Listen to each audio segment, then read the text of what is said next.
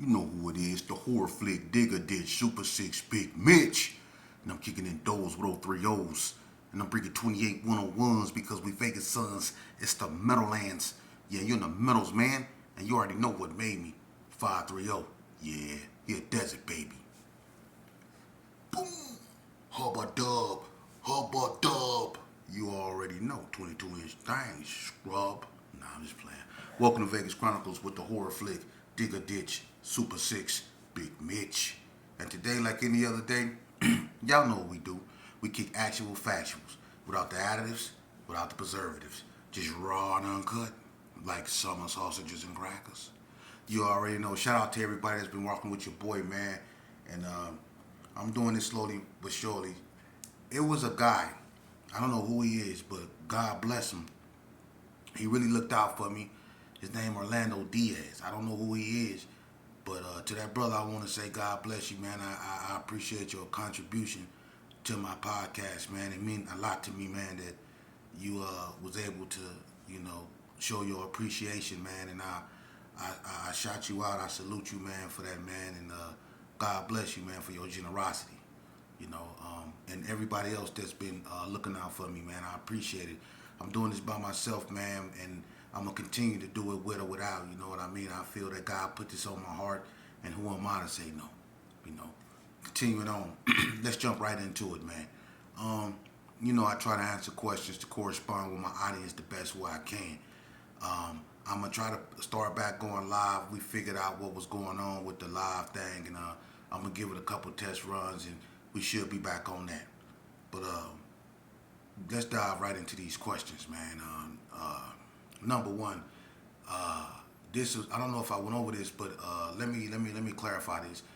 Cuzz with a K. Someone want to know why Gersons, if they're not Crips, say Cuzz, and what is the meaning of Cuzz with the K? Wow. Number one, I'm okay. It is true that the Gersons, for the vast majority, some still say Cuzz and some don't. When the Gerson started saying Cuzz, it didn't have nothing to do with Crip. They didn't know nothing about Cripping. It was just a saying, like Vice Lord say young blood or blood. It was just Cuzz was just the saying over here. Just like some people say folks, whatever. Over here it was Cuzz. And it wasn't Cuzz like in Crip. It was Cuzz. We just said that. And when the GQs became Crips and Cuzz started being attached to that, and looked upon as, Crippin', a lot of Gersons stopped saying Cuzz, but some kept on saying it because they grew up saying it. But now, Cuzz with a K, that came like really after the Donna Streets came out, because even though the Gersons and the Donna Streets was cool, it was apparent when the Donnas came out, because the Donnas was really into that crippin'. The Gersons really found themselves in a unique position when it came to Cuzz. So they had to really, because they weren't Crips, they didn't wear blue, so they had to come up with a way to, clarify who they were, but still, keep the word that they used, because that was the only word that they knew. So Cuzz with a K was something that came up about around 1988 in Elko. Okay, Goose started that. I'm not going to get up into that. But that was started in Elko, Nevada Youth Training Center, Cuzz with a K. That was the first time that term was used, And it was a certain group of individuals that started saying that, Cuzz with a K. That's something that came up in Elko that people took and rolled with it, and it became popular on the street, But I never fell up under that umbrella, because when it came to Cuzz and all that, just, being around the Donna Streets, it made me not want to say Cuzz no more, because, they was so, much crippin', what up, crap, and all that, them Donnas was real crippy, you know what I mean? And I remember one time, it was a situation behind a football game. And I remember, the Gersons and the Donnas got into it. And I remember one of the Donna Streets, I think it was Dred Mack, was saying, man, we all cool, we all homies, we all Crips out here. And you know, some Gersons was like, no, we not. Because the Gersons has never been Crips. They never been Crips or Bloods. They always had their own identity. The Gersons is older than Crips and Bloods in Vegas. You know, so they never had that Crip identity. So that's always been something that's been like weird, because Crips was like, if y'all ain't Crips, then why y'all say Cuzz? It's because Gersons was saying Cuzz before Crippin' was even in Vegas. You know, and that's hard for a lot of them to understand, because they think anything that got to do with Cuzz is directly related to Crippin'. You know, just like people hear blood and they think automatically it has to do with the Bloods.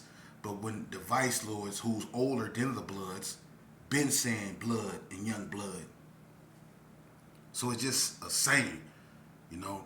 But Gersons has never been Crips, and a lot of them don't say Cuzz. You know, some of them do. And the ones that do, I'm going to be honest with you, a lot of them that say Cuzz the hardest be from California. You know, a lot of them be from California. Bread said Cuzz a lot. And you know, when people went around, Bread he still was in his Crippin' son. You can still see his Crip ways. You know what I'm saying? Lil Bread, he still got Santana Block Compton Crip ways. You know what I mean? It was a bunch of these dudes that still had them Crippish ways. You know what I'm saying? That's why when Lil Bread went to prison, he was able to get along with the Cali boys so good. It's because he still had Crippin' in him. You know, once it's in you, I guess. I don't know. But no joke, all them, you know, what's up, Cuzz? You know what I'm saying? And all that old. But that's how that went with the Crippin' issue, you know, man. But moving along. When it come to Crippin', I remember an incident that took place in Elko, right? And when Gerson say Cuzz, and how it always, you know, got, you know, something started, because before, you know, Donna really came out like that, because I'm going to tell you something, when Donna came out, Crippin' was really docile in Vegas. The only one really was pushing a hard Crip line was the 6-0s, because everything else was dying off. The undercover Crips was dying off. The GQs all the way around was fading away, you know, and a lot of other neighborhoods, you know, weren't active, you know. So the only real gang that was really pushing that Crippin' real hard like was, you know, you had the BTDs that was, but you had the Rolling 60s that was really pushing that Crippin'. Donna came out and bought Crippin' back out real hard, you know, because, you know, when the Donnas came out, after the Donnas came out, then you had the NTGs, you know, and while the NTGs was coming out, you had the ABMs forming, and then so on and so forth. You had all these Crip gangs that came out, but when it came to pure Crippin', you got to get it to the Donnas. Because the Donnas was really, they was Crippin' hard. They really brought Crippin' back to Vegas, or woke Crippin' up in Vegas, per se. But we was in Elko, and it was a blood dude by the name of, I remember Christopher Schultz that got into it with Lakeside and had the incident with Lakeside. But anyway, I remember one day, me, him, and Kipnut, we were all FOM, which means Freedom of Movement, up in Elko. And we was level 1. So on the weekends, y'all remember when they used to play the movies in the kitchen on the weekends, and they used to let us have like cake, pie, and all of those stuff while we watched the movies up in the kitchen. Well, on this day, you know, I'm FOM. I don't know how I make FOM, but I'm FOM, Kipnut FOM, and Christopher Schultz, he was FOM. They let all us from every unit come into the kitchen and watch movies. So we up there, you know, they got the little movie thing playing, and we eating this like apple pie, you know, they had made. They had some good pie up there, and they let us drink milk and stuff like that, right? So me and Kippy up over there, they got the lights turned off, they playing it. They had a beta machine. That's how old it was. They had a beta. Remember them beta machines? They had a beta machine up there playing movies, right? So we up there watching the movie, and Christopher and Kipnut get into it, because Kipnut kept cussing Christopher. And Christopher disrespected, you know, Kippy, because they used to call Gersons the you know, the C word, you know, the seafood word. You know, I'm not gonna disrespect nobody. Man, I ain't in no gang. They used to call Gersons crabs. You know what I'm saying? So anyway, he say, I ain't your relative, crab. You know, called him a crab, right? So him and Kippy get into it, right? But I know Christopher can get down. You know what I mean? He can. I know he can get down because, him and who was that from Donna? They got down before Cassio. I remember him and Cassio from Donna Street got down in Miss Boyer class, and that boy Christopher. I'm gonna just leave it alone because I don't want to hurt nobody's feelings. But that boy Christopher Schultz can get down. Ask Cassio, can Christopher Schultz get down?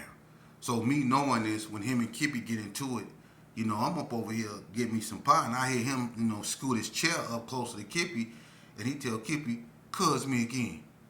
And now this thing done got kind of serious, so I'm getting me some pie. So Kippy, he smiled at dude and leaned back in his chair.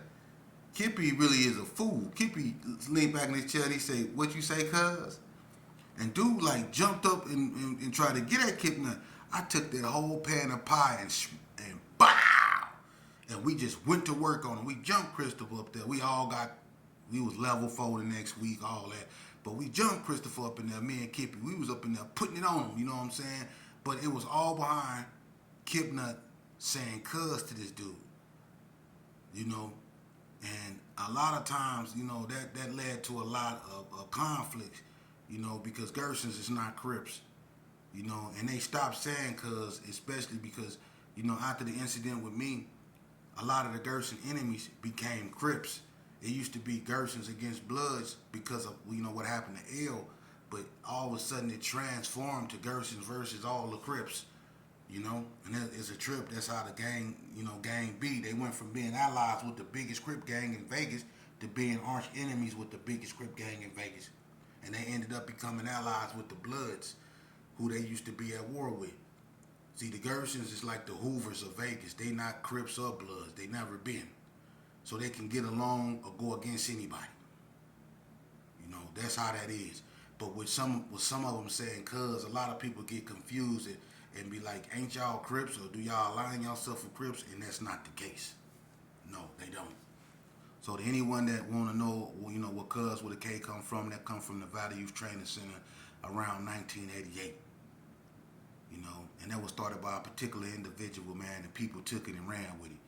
Not all the Gersons, said "cuz." I was one of the ones that stopped saying "cuz" back in '89.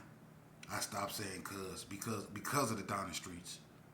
And I remember when the Donna Streets walked up to me and told me that blue don't mix with green, and I agreed with him. And I guess he had a GQ mentality, and I had an Ace of Spade mentality. You know what I'm saying? But he straight up told me, blue don't mix with green, and I agreed with him.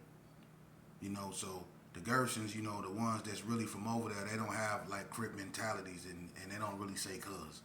So that's not the case. I made a statement yesterday concerning youth and instead of allowing them to join gangs, to send them to the military.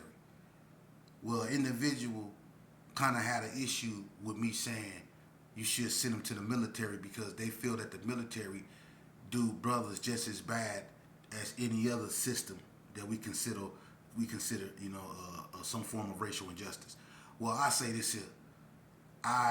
We can agree to disagree, because although you can paint a picture of what the military has done to some people, I can also paint a picture of what the military has done for people that ended up positive, like my auntie. My auntie went to the military. She was in the Navy. Her son went to the military and was in the Navy and rose to the rank of captain. And he's out of the military right now. He's at home. They live in South Carolina in a big house, and they doing very well. My thing is this right here. We need to do something other than the status quo. I'm not finna go on no long sermon, but if that's what it takes to get my point across, then that's what it's gonna be. But what's wrong with sending our kids to the military? We've become so complacent. For real. I mean, I think that, we can look at stuff, the negativity of certain people coming back and how the VA is treating them and all that old stuff. We can go up over that, but we can also look at what's going on in our community. It's total destruction. These kids need some form of discipline. They not finding that at home. Well, you can say, well, they're not going to find it in the military. Well, where they going to find it at?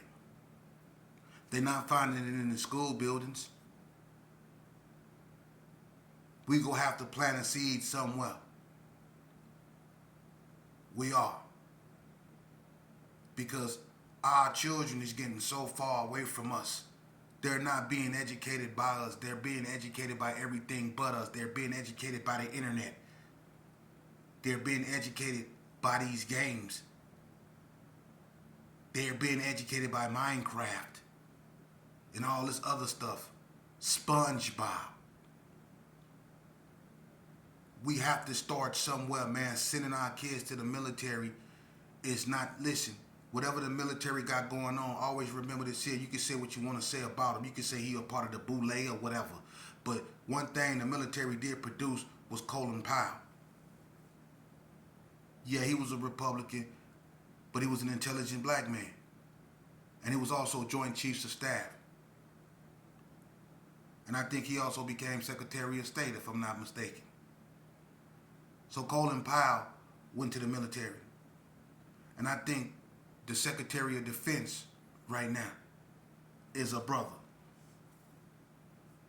So we can send our children to the military, and if the military ain't operating the way it's supposed to, then we can send our children up in there to change it so that it does operate in the manner that it's supposed to. See, that's how we got to do things. That's how they do things. They put their people in places. That's what we have to do.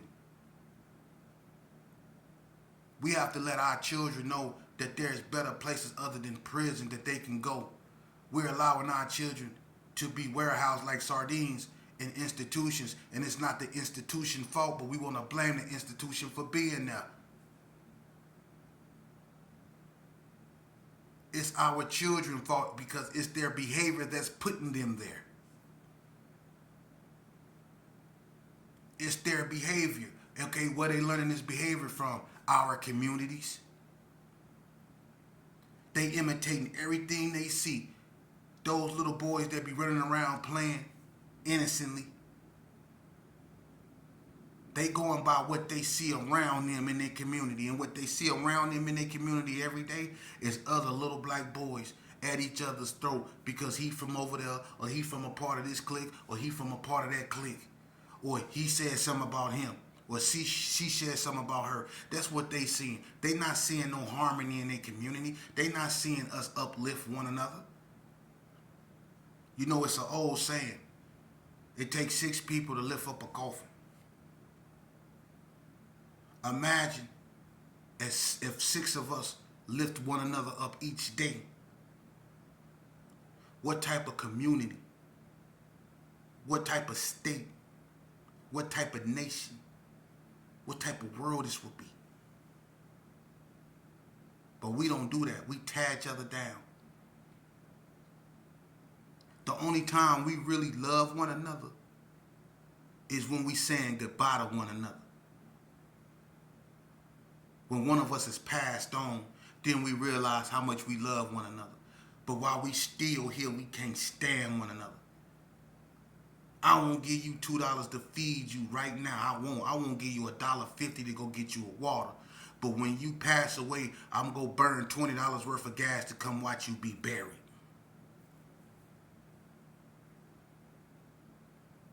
That's the status quo. And what I don't like is that, look, man, I'm going to tell you something. This is black folks in prison. I'm going to show you something. Even in prison, even in the county jail, in prison though, in prison, let's just use prison. When people used to come through the fish tank, you had Hispanics coming through there. You know what happened? All the Hispanics, if it's a Sereno, Southerner, whatever, all of they get right over there. They let them know we over here. They embrace their people. If he a Paisa, they do the same thing. They embrace their people. If he white, they embrace their people. They let them know we up over here. I done seen Hispanics come in the dorm And I done seen Hispanics run over there to them and get their laundry bag, help them with their stuff. You know, he go have to get that paperwork, but they help him with they embrace their people. The whites do the same. They get their stuff, they help them to their room, they let them know this is who such and such. That's what they do. They embrace their people. You know what blacks do when they come in? They be standoffish. Where he from? Well, I ain't messing with him. He look like he the popos. Well, that's what blacks do. They look at you all muggy like they don't embrace their people. You see? And blacks is so quick to turn on one another. Even in that, you really see it up in there. The only reason why blacks is strong in prison is because it's a lot of them. If it was the same amount of blacks as it in the same amount of Serenos, them Serenos crush them blacks. You know why? Because the blacks, they don't stand together. They so quick to turn on one another. They don't trust one another. You see? The Hispanics put their differences aside. The whites put their differences aside. But the blacks, they keep conflict going within themselves. Whether it's because one is having it and the other one ain't, or it's because one is sharing and one is having it and he ain't sharing, or it's just because they just utterly hating on them. And the stuff that we allow to go on, I'm gonna be honest with you.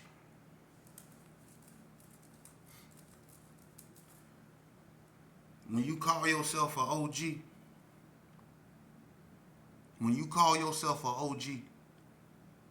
and you supposed to be someone that the little homies look up to, right? And you sitting up in there, especially in prison, and you allowing your homeboy who you grew up with, child, to come up in there and mess around with a man, or let a man mess around with him. You allow that. I don't care. Look, I done seen some real OGs. I'm not putting people business out there, but I done seen some real OGs, Crips and Bloods. I done seen some Bloods PC they own people up to prevent them from indulging in stuff they're not supposed to indulge in, simply because they knew that cat's father. And his father was such a person of high esteem that they couldn't let his son go out like that. So they made his son get off the yard instead of letting him indulge into some stuff that could have, gave him something he couldn't get rid of, or messed his life off. They rather see him in PC than see him go out like that. See, that's real.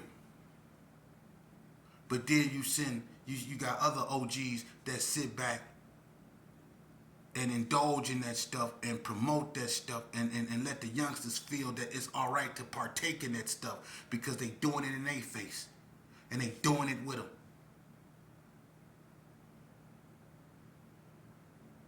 That's what I'm talking about, man. It's some right. Look, man.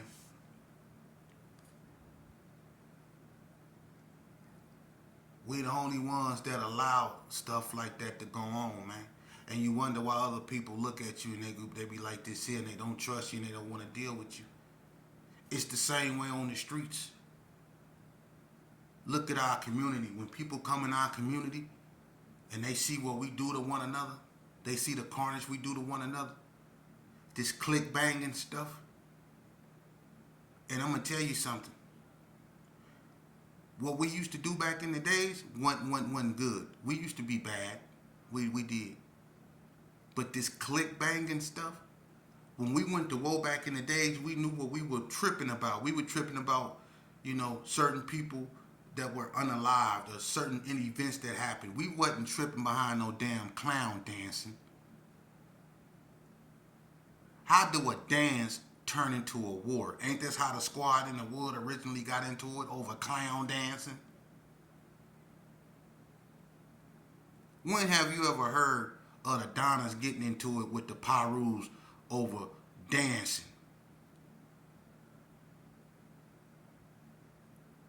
When have you heard of the Gersons and the NTGs getting into it over dancing?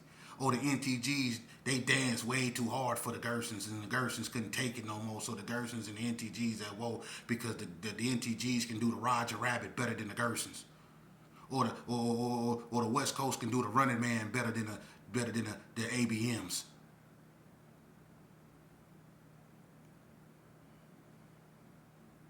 And then you got a Gerson that's a wood, and then you got a Gerson that's a squad.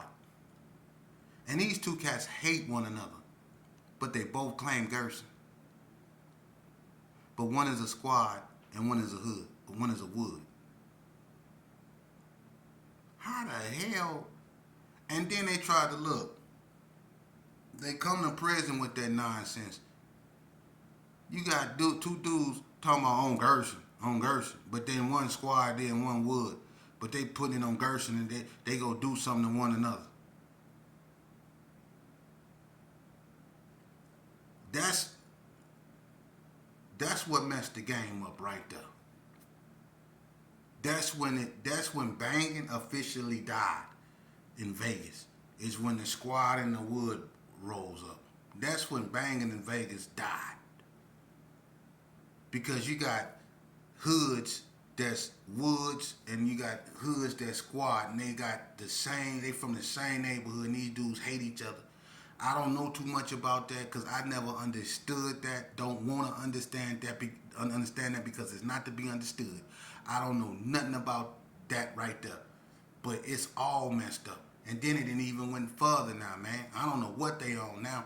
They claiming 400 block and all this old stuff. They didn't turn